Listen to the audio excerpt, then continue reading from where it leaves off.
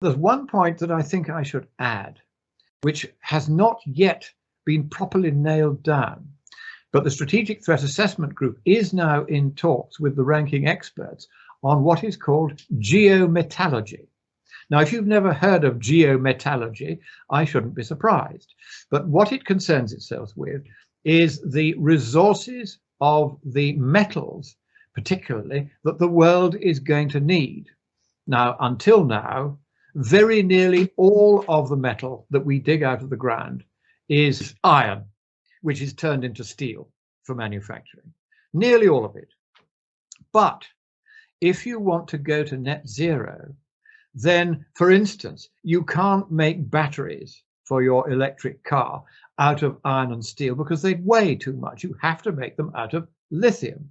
Now, lithium is known as a rare earth metal. There's actually quite a lot of it around, but to find deposits which are workable and where you can get a reasonable quantity out at a reasonable price is nothing like so easy. At the moment, China dominates the market in lithium, but that is one of many techno-metals, as they're now called. And these techno-metals are very expensive, and there is a terrible shortage of them. To give you some idea, if the former British Prime Minister's policy of replacing all new cars sold in the United Kingdom by 2030 with electric buggies were to come about, it won't, of course, because it isn't realistic, then 3/4 of the world's current total output of lithium carbonate and lithium hydroxide would be consumed just in Britain alone.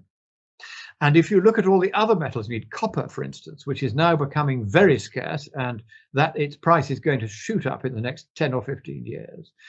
Cobalt, neodymium, praseodymium, all these rare earth metals, as well as the heavier ones like copper, these are going to become very, very scarce, very, very much sought after. And the big problem is there isn't enough of them anyway, even to get to the first generation of the electrical replacement for coal and oil and gas. Even the first generation. And these generations, remember, they're not like a coal-fired power station that goes on for 50 or 60 years. We're talking of more like 10 to 15 years before, you know this with your mobile phone. The battery is one of the most fancy, swank lithium-ion batteries you can get. And after about 5 years, it's already lost half its capacity to hold a charge. And by 10 years, you've pretty much got to throw it away. So every 10 years, we're going to have to replace all of the various bits and pieces, the windmills, the solar farms. None of them last more than 10, 15, maximum 20 years. And the batteries still, yes.